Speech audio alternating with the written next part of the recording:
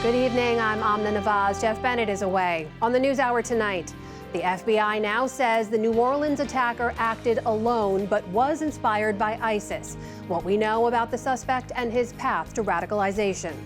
We examine the complex legacy of President Biden's 50 years in public office as he prepares to leave the White House. And two-year colleges try to fill a shortage of manufacturing jobs by showing how the field isn't what it used to be. There's a big skills gap where we need to get this younger generation to replace these people who are retiring.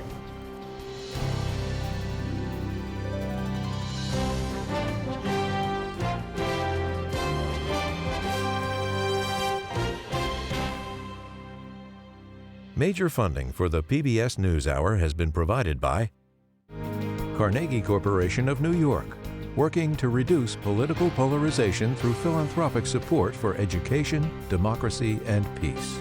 More information at carnegie.org. And with the ongoing support of these individuals and institutions.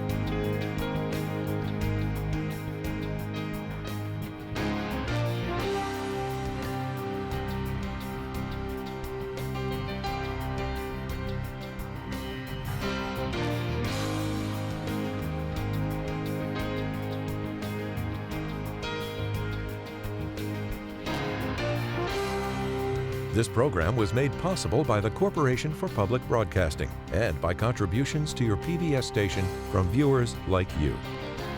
Thank you. Welcome to the NewsHour. Answers slowly began to trickle out today after the deadly New Year's truck attack in New Orleans. Officials revised the death toll down to 14 victims plus the suspect. They also gave more details about his activities in the hours before the attack. Laura Barone-Lopez begins our coverage from New Orleans. As the sun rose over New Orleans this morning, the French Quarter, known for its parties and bustling crowds, was eerily quiet and under tight security. Residents, business owners, and tourists coming to terms with the deadly New Year's attack on Bourbon Street. Sadly, this attack was not against New Orleans, it was against the nation, and sadly it occurred here. We can't replace these lives, but we can make it better than we found it. And I think that's what New Orleans is great at doing.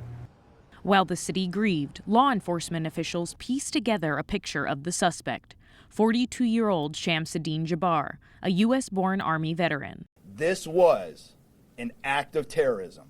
It was premeditated and an evil act. Christopher Rea of the FBI's Counterterrorism Division said the agency now believes Jabbar acted alone, reversing its position from yesterday. Rea detailed the latest timeline at a press conference this morning. He said Jabbar rented the white pickup truck used in the attack in Houston on Monday, and on Tuesday night drove it to New Orleans. Then, in the hours before the attack, he posted 5 videos online proclaiming his support for ISIS. In the first video, Jabbar explains he originally planned to harm his family and friends, but was concerned the news headlines would not focus on the, quote, war between the believers and the disbelievers, end quote. Additionally, he stated he had joined ISIS before this summer. In addition to an ISIS flag, authorities found guns and an apparent explosive device in Jabbar's truck. Today, the FBI's Rea said there's also footage of Jabbar putting explosives in coolers at 2 locations in the French Quarter. He said initial reporting that accomplices placed coolers was untrue. Authorities have received more than 400 tips and are now examining Jabbar's laptops and phones. President Biden addressed the attacks today in remarks at the White House. People in New Orleans are sending an unmistakable message. They will not let this attack or the attackers' deluded ideology overcome us. We're going to continue to relentlessly pursue ISIS and other terrorist organizations where they are, and they'll find no safe harbor here. As the day wore on in the French Quarter, there were signs of a slow return to normal, with Bourbon Street reopening to the public. Freddie King III represents this part of the French Quarter on the New Orleans City Council. Never anticipated that this would be an act of terror, that it was something that was done intentionally. Those kind of things just don't happen in New Orleans. King is focused on what needs to be done moving forward, including increasing protection for Bourbon Street and the entire French Quarter. I understand it's human nature to want to get answers, to want to find out who's to blame and how did this happen, to point fingers. I just don't think that that's warranted here. How has the community and the people of New Orleans responded to this attack? Like we always do. Like we did for Katrina, like we did for Hurricane Ida and everything in between. We rally around each other, we support those who need support. Meanwhile, the Sugar Bowl football game, postponed from yesterday due to the attack, kicked off this afternoon, with fans swarming downtown New Orleans, though with a heavier police presence. The city of New Orleans, we're resilient. New Orleans Mayor LaToya Cantrell. I want to reassure the public that the city of New Orleans is not only ready for game day today, but we're ready to continue to host large-scale events in our city because we are built to host at every single turn. But Cantrell said the focus must remain on the victims and their families as details emerged about some of those killed. Among them, Reggie Hunter, a 37-year-old father of two from Baton Rouge. Nikira Dideau, an 18-year-old aspiring nurse from Mississippi. Nicole Perez, a single mother of a 4-year-old. And Tiger Besh, a 27-year-old from Lafayette, Louisiana, who played football at Princeton. And Laura Barone-Lopez joins us now from New Orleans. So, Laura, you are on the newly reopened Bourbon Street right now. Just tell us what it's like there at the moment. Amna, here on Bourbon Street, we're exactly where the suspect drove onto the sidewalk, and it's slowly reopening here. There are a lot of people out enjoying themselves, and it's slowly returning to normal on Bourbon Street. You can see, though, that there are more barricades here than there were previously. To my right, which there are some yellow barricades on the sidewalk now that were not there previously because of the fact that the suspect was able to drive onto the sidewalk when he conducted the attack. I know you've been talking to some residents there, to city leaders as well. What are you hearing from them about what they've seen in the way of a response so far, and also what they want to see happen next? Many of the people that we spoke to said that they never expected a terror attack here in the French Quarter in New Orleans, and that's the new reality that they're living with now. However, a lot of the people we spoke to, business owners, residents, elected officials, said that they felt that the police acted quickly, that they were mostly happy with the city's response. My producer, Mary Facteau, did speak to a tour guide, and the tour guide told her that, you know, New Orleans has always been a place where people come and are able to feel free, and they come and they're able to enjoy themselves, and it typically is a celebratory city, and that's been tainted a little bit.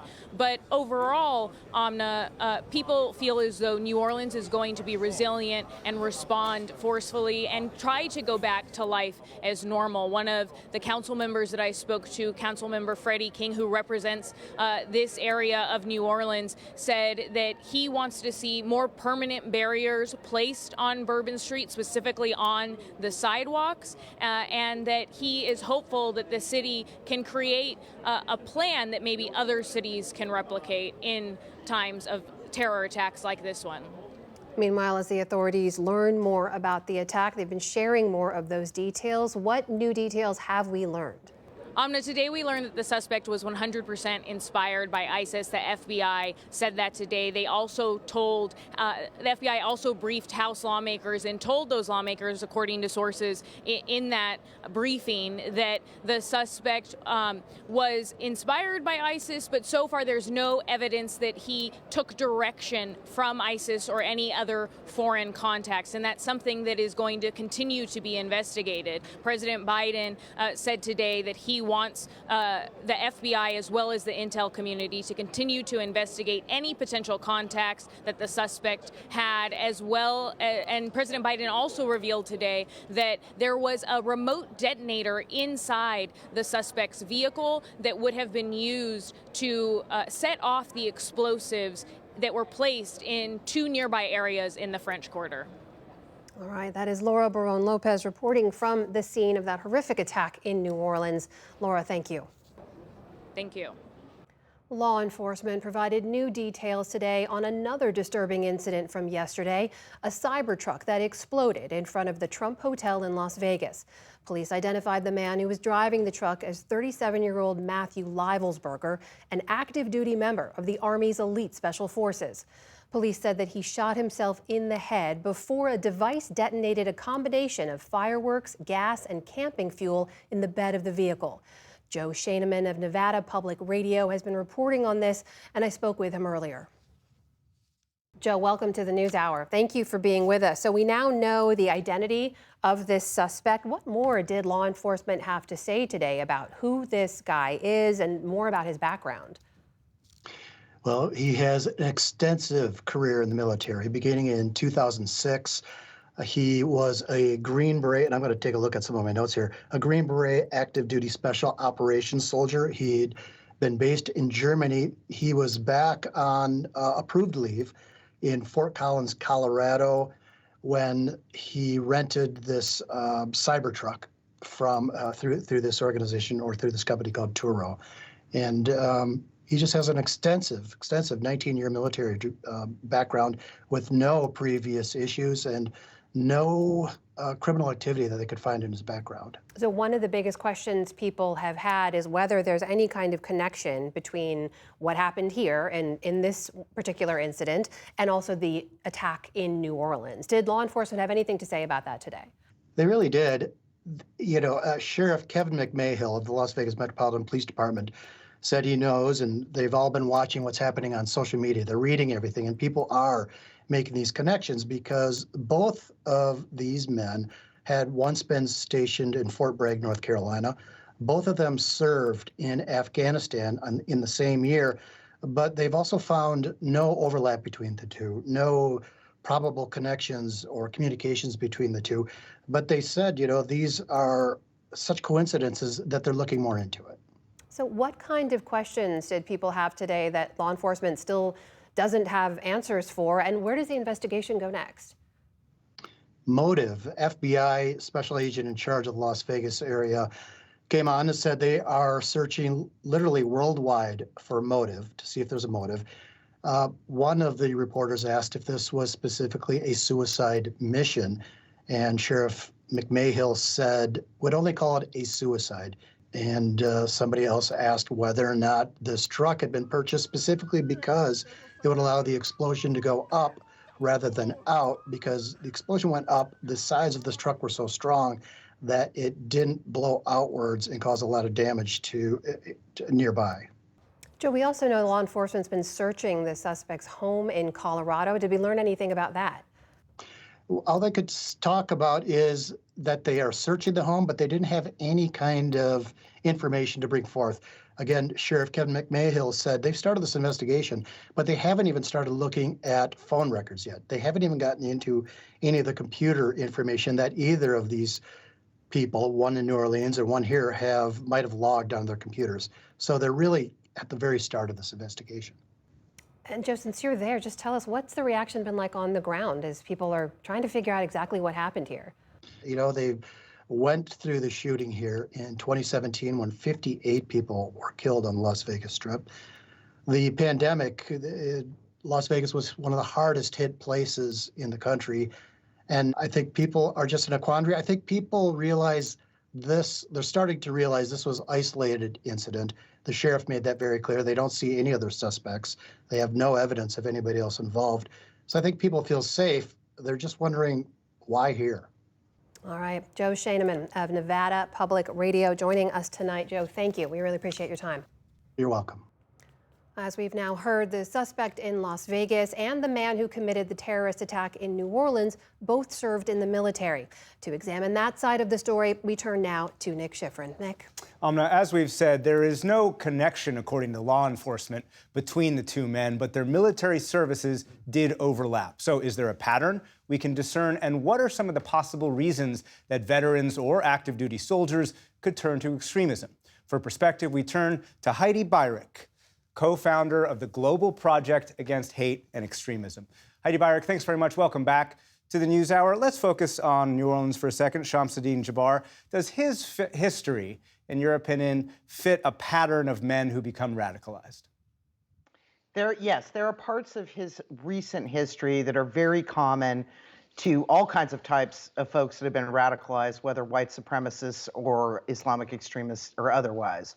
What I'm talking about is the collapse of his family background, his multiple divorces, financial problems. We find a lot of times that mass attackers have this kind of collapse in their family life going on. And then there's the issue of him being a veteran, and if that might have played a role. That's also something that comes up in a lot of mass attacks. I'm going to examine the veteran aspect in a second, but let's just listen to how Jabbar described himself back when he was selling real estate. So not only do I brilliantly market your property to make sure it gets sold as quickly as possible or gets leased as quickly as possible, but I'm also going to take every ounce of energy and putting it into negotiating for you and for your property to get the best deal that you can possibly get for it. And let me read a statement on X today from Rich Gowan, Jabbar's former commander. He wrote, quote, "He, Jabbar, was a great soldier, someone who showed discipline and dedication. To think that the same individual who once embodied quiet professionalism could harbor so much hate, leading to such unspeakable atrocities, is incomprehensible and heartbreaking. Please watch out for one another. Don't let hate take root, either in your own heart or in the hearts of those around you." How do you explain when you hear the tone of that statement and watch the tone of that video with what he ended up doing? I know it's hard for a lot of people to believe that someone who is acting completely normally, even praiseworthy, as the commander said about Jabbar, could unravel to the point of committing violence. But it does happen. It's often precipitated with some sort of online radicalization that drives people down a rabbit hole. They're already desperate for various reasons, and a particular extremist ideology calls to them in some way. And that looks like what might have happened in this case. And I know how incongruous it is, but it really does happen. So let's talk about the veterans angle now. Data from the University of Maryland shows that since 2010, a larger number of veterans have been arrested, charged, or died in an extremist attack than before 2010. Do we know why? Well, I think it has to do with a few things. One, extremist groups are recruiting online in a way that they couldn't before, so they suck people into these movements. They're targeting veterans as well, specifically. And also, the military has frankly not done a good job of rooting out extremism in its ranks in recent years. Let's bring now the explosion in Las Vegas. The suspect there, Matthew Allen Livesberger, was an active duty sergeant in Special Forces. Again, there is no known connection with Jabbar, but both Jabbar and Livesberger served in Afghanistan in 2009, although in different areas, and both served at Fort Bragg, now known as Fort Liberty, but again, at different times. Is there any evidence that soldiers or veterans turn to violence in rates or ways that are different than those with no connection to the military? The rate of extremism is around the same within the military as outside of the military, according to research that's been done. The problem is that somebody who has military training who gets radicalized can be far more deadly. And we know that mass attacks that are perpetrated by active duty military or veterans are more lethal than those that aren't. That's really what the problem is. And that's what needs to be focused on. We don't want to unleash people with military skills who then are radicalized or have already been radicalized on the American public. Heidi Beirich, thank you very much. Thanks.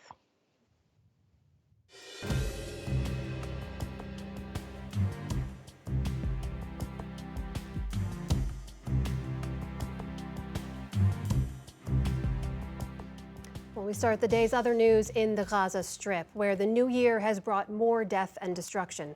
Palestinian health officials say Israeli airstrikes killed at least 40 people today. One of those strikes hit a tent camp that Israel has designated as a safe zone. Israel says the attack killed 2 high-ranking members of the Hamas police force. Officials on the ground say the death toll was 10 people, including 3 children. As the sun rose on the second day of 2025, Ziad Abu-Jabal emerged from his tent in southern Gaza's Al-Mawasi camp, still in shock. We were sleeping. Everyone was taking shelter in their tents from the cold, and suddenly we found the world turning upside down. Why and for what? Witnesses say the pre-dawn Israeli attack came without warning. Some scrambled to put out fires while others carried away the dead and the injured.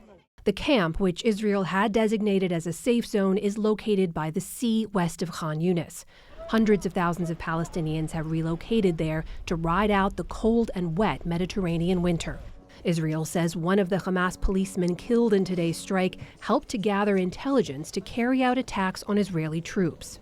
Where did we find him? Where else but, of course, hiding in the humanitarian zone in Khan Yunis, where Gazans are sheltering from this war. But among the dead were 3 children from one family, Ahmed, Mohammed, and Abdul Rahman al-Bardawil. At their funeral today, each received one final kiss from their mother and father. We woke up to the sound of the strike at around 1:20 a.m. At that time, I called on the children, but no one answered. The 3 of them had been sleeping next to each other. Israel also struck the Hamas-run Interior Ministry headquarters in Khan Yunis early today. Nearby tents were damaged by the blast. In central Gaza, at least 8 people were killed in a strike in Deir al-Balah. Hospital officials say the victims were members of a local committee that helps secure aid convoys. As the war grinds into a new year, Israel announced that it will send negotiators to Doha tomorrow in an effort to make a breakthrough in ceasefire talks before President Biden leaves office. Also today, events are unfolding fast in South Korea, where investigators are aiming to carry out a warrant to detain impeached President Yoon Suk-yeol. It's part of their investigation into whether Yoon's declaration of martial law last month amounts to rebellion. It's not clear at this hour whether the president will cooperate with the authorities. Yoon has remained defiant, writing in a letter to supporters that he would, quote, fight until the end against anti-state forces. Yoon's legal team even warned that any officers trying to detain him could face arrest themselves by his security team. This comes as pro- and anti-Yoon protesters have been gathering outside his residence in Seoul.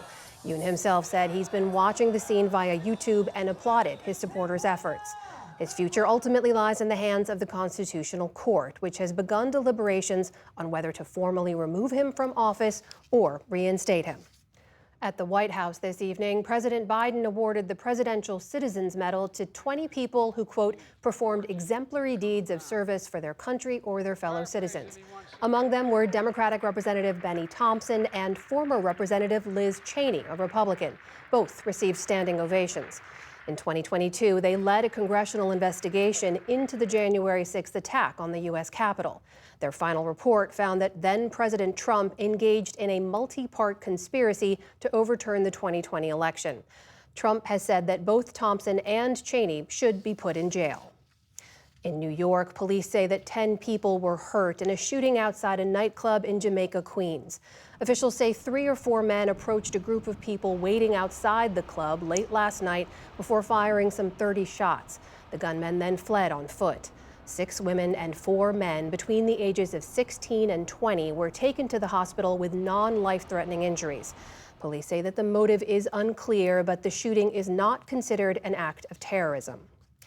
Tesla reported a drop in sales last year for the first time in more than a dozen years.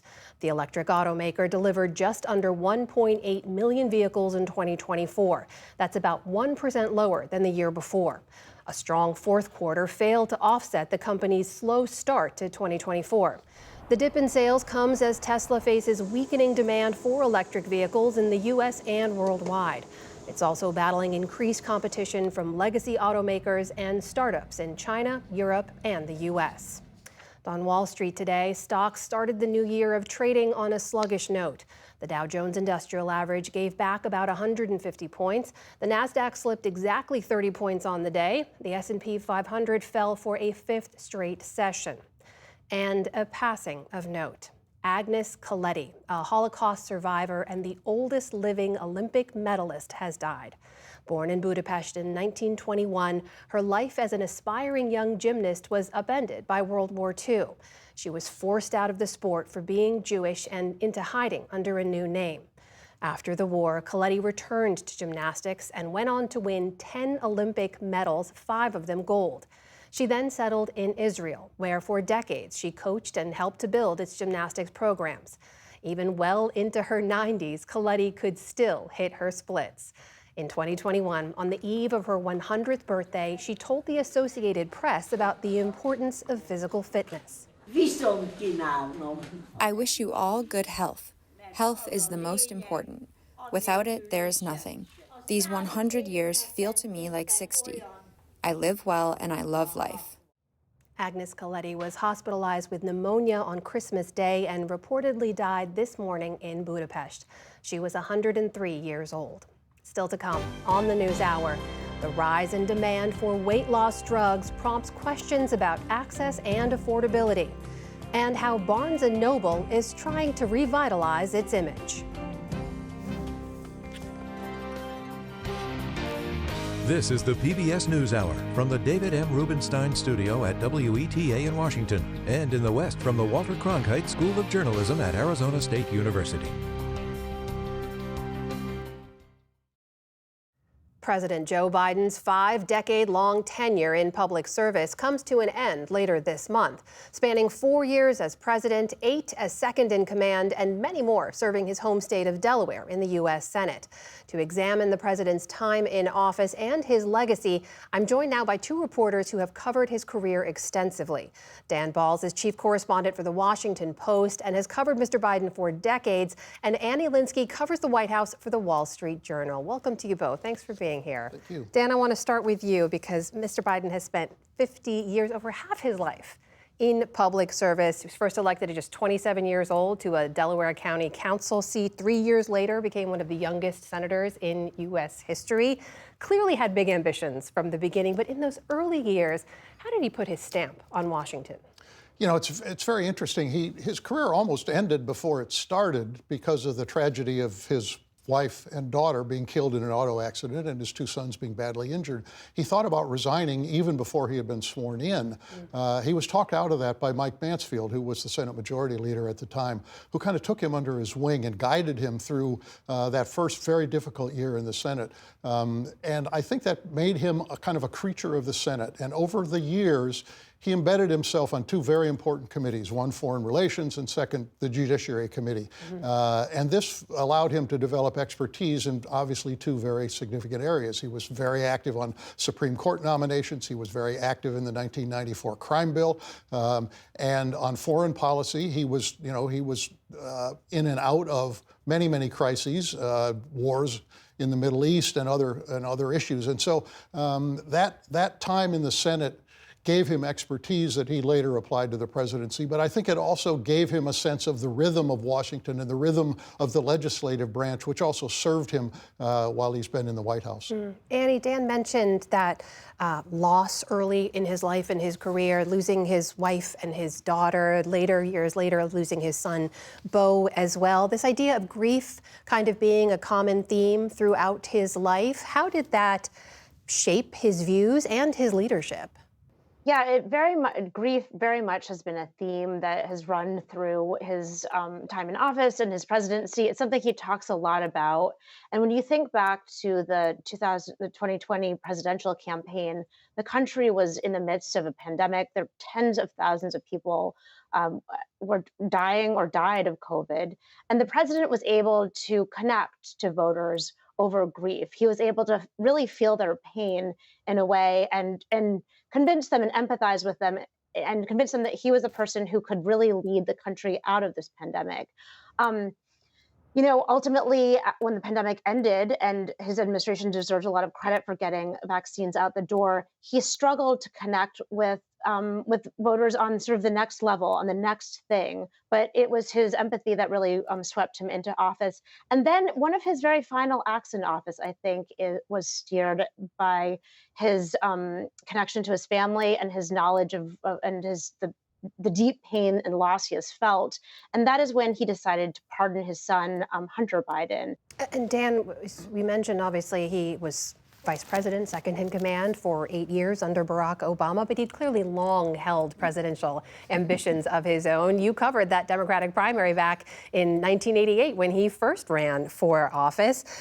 Ran again in 2008, and then, of course, finally won in 2020. So for this man to reach that level, to win presidential office after all of those years, what did it mean and how did it inform how he held the role and holds the role? You know, long before he ran for president, he was talked about as a presidential candidate. In the early and mid 80s, it was clear that he had presidential ambitions. He may have arrived in the Senate with presidential ambitions. If he hadn't, it took him only a few hours to get them. Not uncommon for people in the Senate and people in public life. But nonetheless, he long wanted to be president. But I think in 2020, he was determined to do it. For one reason, it was the brass ring that he had never quite captured. A second reason was I think he did it because of Beau, that Beau had basically said, you know, as the title of his memoir, Promise Me, Dad, that you'll stay in public life and perhaps run for president. And as he has said many times, it was Donald Trump and Charlottesville that finally persuaded him to do that. But he was ready to be president. I mean, he had long served in the Senate, 8 years as vice president. He felt he was fully prepared. He felt he was the person to beat Donald Trump in 2020. And I think he came in with a sense of what he wanted to do, some of which he was able to do, a lot of which he wasn't quite able to do for a variety of reasons, some through his own missteps and failings, and some simply because no president ever gets to do everything they hope to do. Well, Annie, pick up where Dan left off there. In terms of finally making it to the highest office in the land, where did you see Mr. Biden's biggest accomplishments come through in terms of what he prioritized, where he spent his political capital, and what's left undone? The first 2 years of his presidency was him and his team wrestling with members of Congress, going back and forth, and passing legislation to bring semiconductor manufacturing back to the United States, to fix roads and bridges, getting an infrastructure bill passed, to usher in a new kind of green, clean economy, something that he's very proud of. So that was, a major accomplishment for this White House. And when he turned to foreign policy, he did expand NATO. He led the efforts to sort of rebuild U.S. Relations with other countries, with foreign countries. He really struggled to tell a story about what he was doing and what he wanted to do. And that struggle was in part because of his experience in the Senate, but in part some of his own deficiencies and the decline, his age-related decline, which has sort of been well documented over the last few months, but really started much earlier than the White House at least has acknowledged. And Dan, this brings us now to where we are at this closing days of his time in office. As Annie mentioned, this is probably not the way in which he saw his career ending. He ended his bid for a second term in office just 100 days before the election, under pressure from his own party and others, and there's questions about his age. How do you look at this idea of legacy, of how people will remember his time in office? It's complicated, as it is with most presidents. I think Annie has ticked through major accomplishments, which he will always be able to point to. I think the assembling of a coalition to defend Ukraine against the Russian invasion was a significant step forward and something for which he won a lot of praise overseas. But there were some deficiencies. One was in passing all of the legislation that they did in the first couple of years, that helped to trigger the inflation that came back to haunt the administration. And I think that they were not as cognizant of that as they might have been. He was slow to deal with the immigration issue, which cost the Democrats politically in the 2020 election. And I think this issue of whether he should have run for a second term or not will always be a question that will be debated about his legacy. You're right, if this is not the way he wanted to end, he obviously has thought and I think continues to think that had he run this time around, he might have won and there would be a second Biden term. I think a lot of people question that, whether he would have done any better or perhaps worse than Vice President Harris. So it's mixed. And as I say, he will be able to point to many things that he did which were positive, but there will always be some downsides to that presidency, and as they always are when somebody ends up as a one-term president. Especially over 5 decades in public service as well. Dan Balz, Annie Linskey, my thanks to you both. Really appreciate your time. Thank you. Thank you.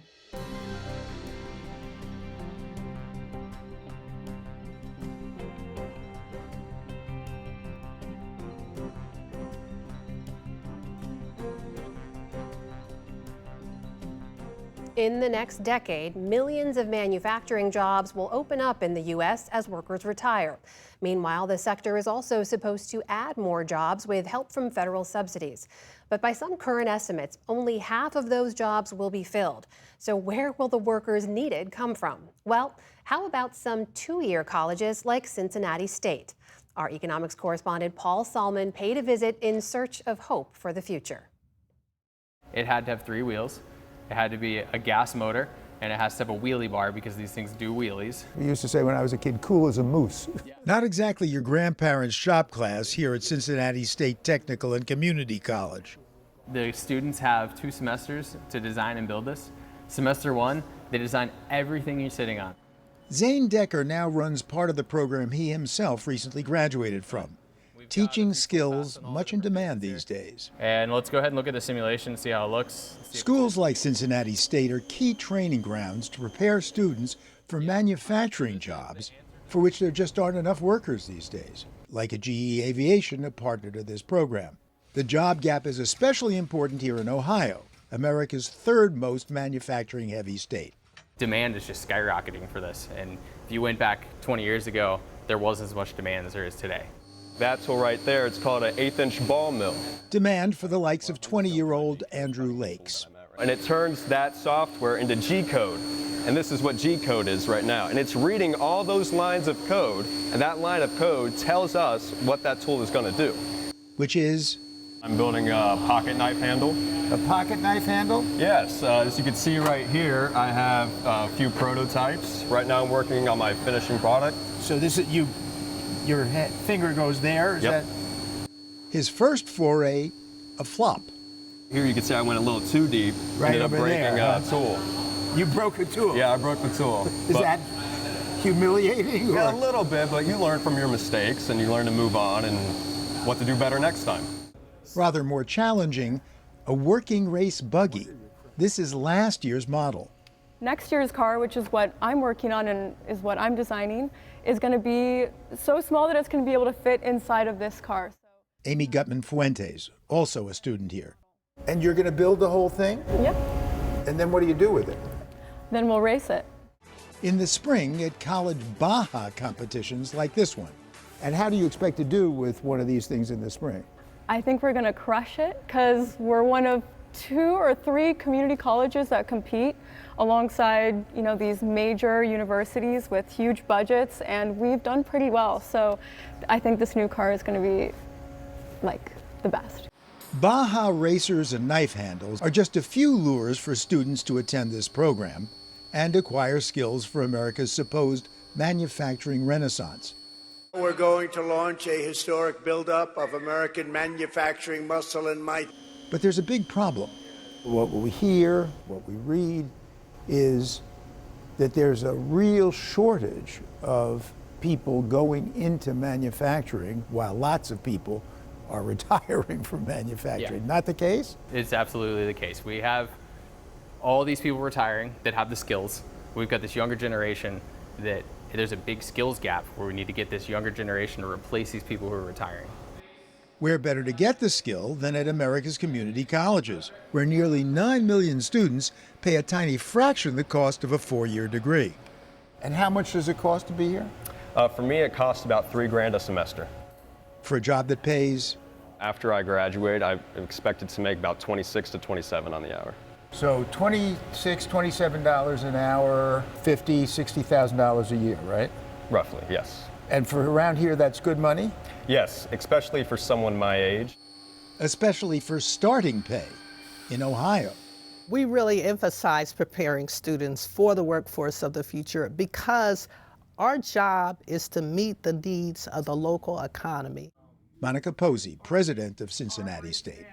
85 to 90% of our students stay in this area and work. And we have great partnership with employers, and they tell us what they need, what we should be investing in, what we should do.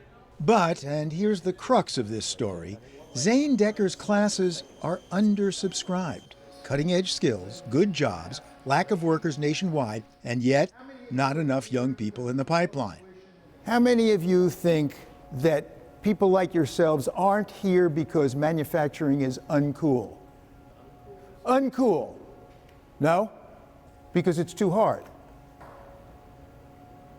Really, almost everybody, because they just don't know about it. That too. I put the same questions to the teacher, Zane Decker. We've got to work on changing and really having people realize that if you look around the shop, it's not all that dirty, right? People are out there challenging themselves. They're spending half their time on the computer, half their time on their shop floor. I think if we can show young people that this is a viable career and the training is available for it, we can fill that gap. But we're nowhere near there yet, right? Yeah, we're not there yet. I think a lot of it is just the stigma around this field and getting people to realize that it's a much nicer job than it used to be 50 years ago. And its president, Monica Posey, says Cincinnati State gets federal and state funding to do so. We're recruiting and we're doing everything we can to invest in it, but we also know that we need to recast manufacturing in terms of student and families, their attitude about the industry. But still not an easy sell, even with incentives like this one, which literally anybody can drive. And if you spend 4 semesters here while prepping to propel America's proposed manufacturing future, you can even build. For the PBS NewsHour, Paul Salmon, risking my neck to amuse you in Cincinnati, Ohio.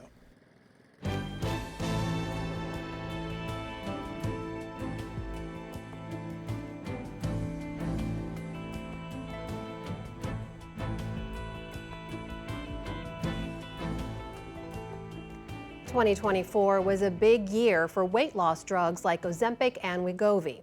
More patients are relying on them to manage their weight, treat diabetes, or prevent heart attacks and strokes.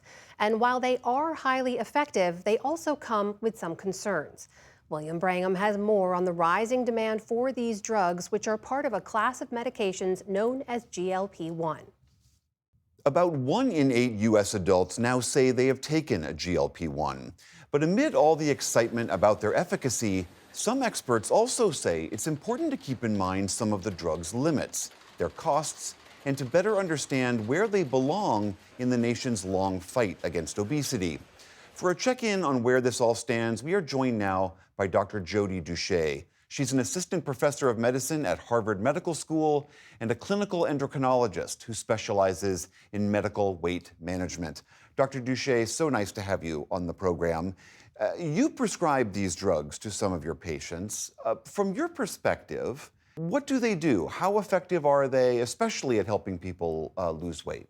Well, first, I want to say thank you very much for having me. It's a pleasure to be on the show. And also, I just want to mention that I don't have any conflicts of interest.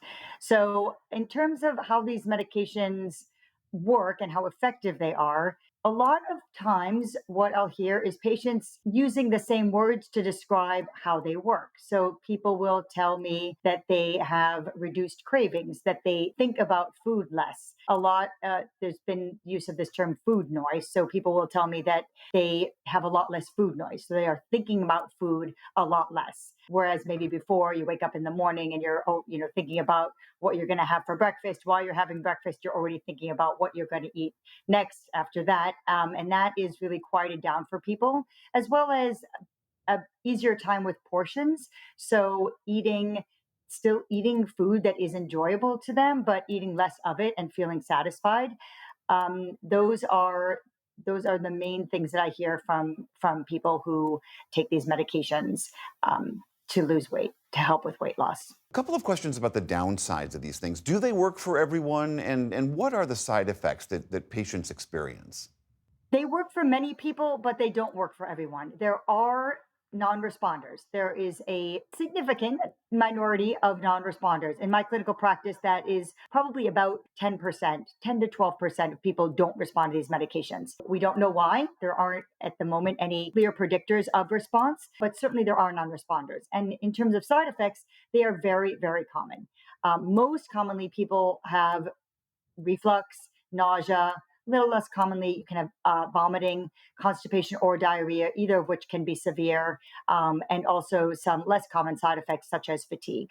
But overall, I do tell people that side effects are very common and they should expect to experience some side effects. As you know, these drugs are extremely expensive in the US, and while they are demonstrating real effectiveness, that creates challenges with affordability and access. How do you see that playing out in your own practice? Insurance coverage is a major problem. So at the moment, Medicare does not cover these medications for weight loss. The exception is semaglutide. Wegovy is covered for secondary prevention of cardiovascular disease. So that is the only way that you can get Wegovy covered by Medicare. And in terms of private insurances, either there is no coverage or you have to go through hurdles, meaning you have to try other medications and either not tolerate them or not have weight loss with them. Or sometimes it's just a full stop with a private insurance. They just will not cover medications for weight loss. So access does remain a major problem, largely due to lack of insurance coverage and the very high cost of paying out of pocket. Given their efficacy that you have seen, would you like to see insurance coverage broadened, including Medicare? Yes, definitely, especially for higher body weights and higher body mass indices, or for people who may have lower body mass indices. However, they have significant metabolic comorbidities, such as high cholesterol, high blood pressure, prediabetes. If they have cardiovascular disease, as I said, they might be covered. But certainly people who are in the high risk category due to comorbidities or due to very, very high body weight, I would very much like to see expanded coverage. What do you make of the argument, I'm sure you have heard this, that given their efficacy at helping people lose weight, that in some way forces us to take our eye off the ball, off of proper nutrition and exercise in this fight over obesity? These medications are meant to be prescribed only in combination with a program that is paying attention to nutrition and to physical activity. So this is, in the context of what someone is able to afford and physically do. However, there always should be a component of nutrition counseling and also physical activity counseling as well. So these medications are never meant to be used as a substitute for that, and always in combination for best health and also for optimizing how much weight loss you're going to get with these medications. So you're going to get additional benefit if you pay attention to lifestyle. They really are not meant at all to be a replacement for that. All right, Dr. Jody Duché of Harvard Medical School, thank you so much for being here. Thanks so much.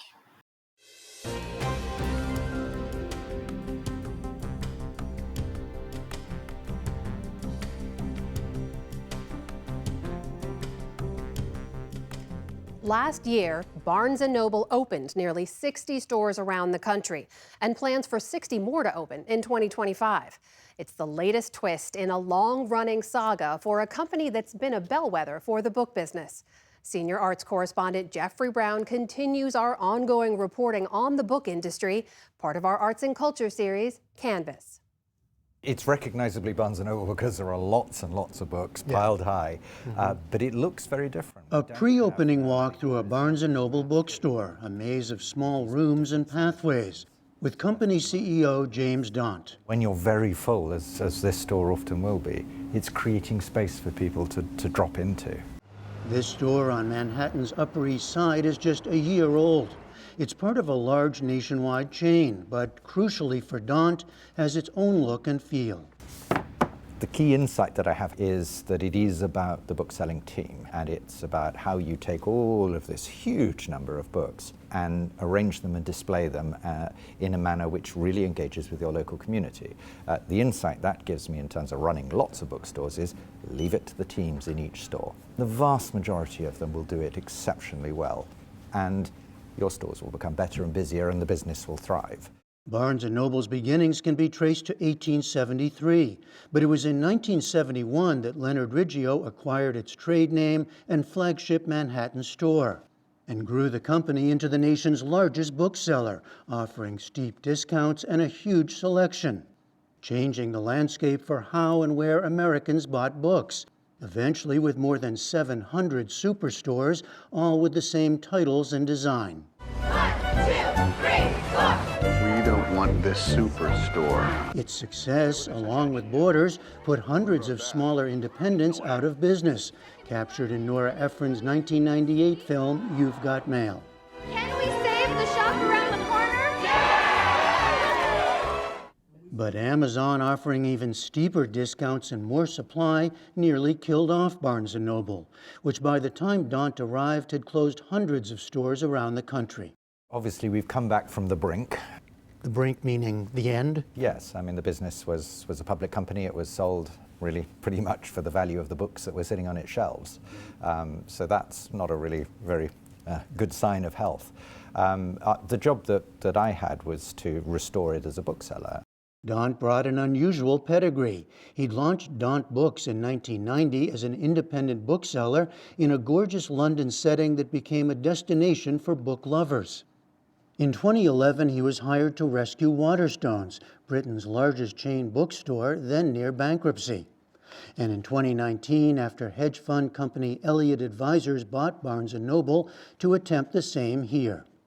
His success has gained attention, as in recent years, Barnes & Noble began to open stores all over the country, even reopening a flagship Washington, D.C. store that had closed in 2012. The new philosophy, have stores act and feel like an independent local shop. Victoria Hardy, assistant manager at this Upper West Side Manhattan store, has worked for Barnes & Noble for more than 10 years. We used to be told what table to do, how to curate it, where that table should go, what angle that table should be on, and what discount that table potentially is going to have. Angle of? Angle of the table. So it was very, very regimented. There was no thought. It might do a little better if we put Norwegian wood on. These days, Hardy and her counterparts see themselves as curators of individual tables and shelves, as well as the store itself, paying more attention to local consumers and to social media. Most of all, TikTok's Book Talk. It was a lot of young readers, almost this generation that was coming into physical bookstores looking for books. So what I started to do with that was look at those titles, like what they were coming in for, and how do you take that one title and curate a display around it? Like what are those books that are similar, pairing them together and creating a bigger display from it? So fervent in his approach is Daunt that he makes Amazon, which today accounts for more than 50% of the market, sound like an ally. I actually see Amazon as being a massive positive for what it is to be a great bookseller. How can it be a massive positive if it's taking 50% of the market?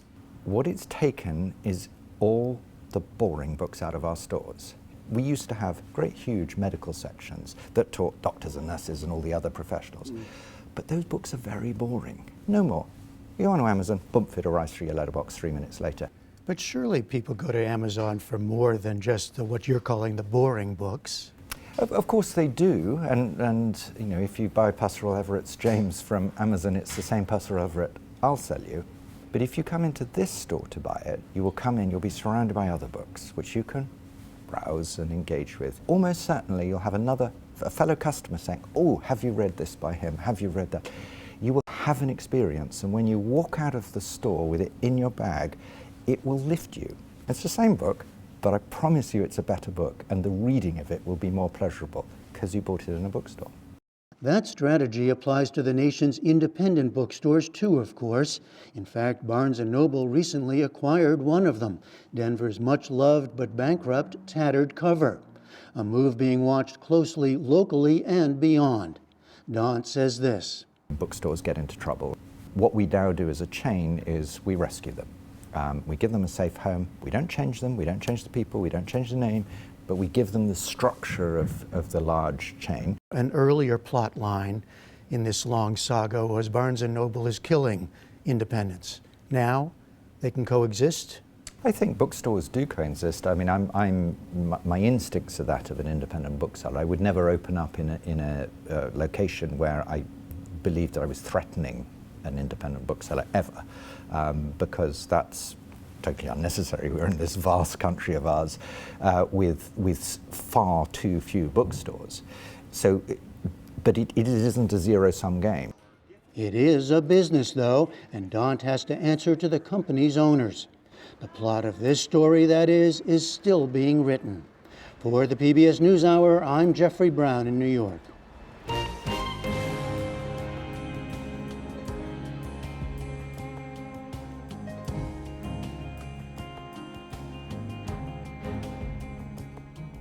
And And remember, there's always a lot more online, including a state lawmaker's top priorities for the new year.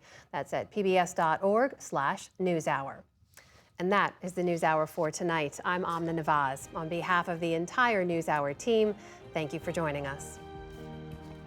Major funding for the PBS NewsHour has been provided by the ongoing support of these individuals and institutions, and friends of the NewsHour, including Leonard and Norma Glorfine, and the Judy and Peter Bloom Kovler Foundation.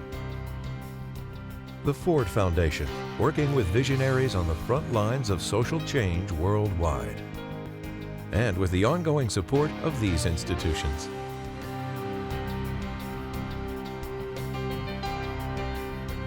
And friends of the NewsHour.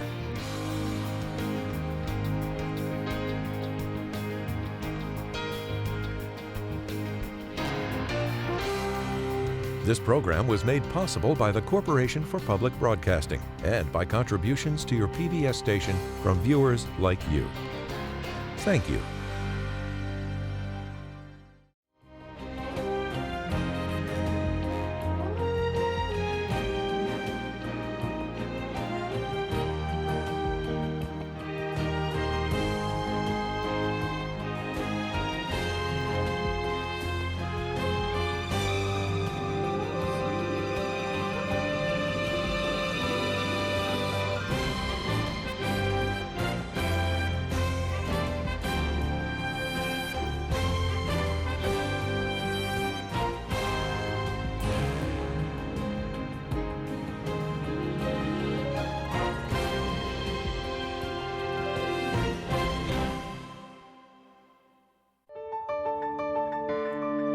You're watching PBS.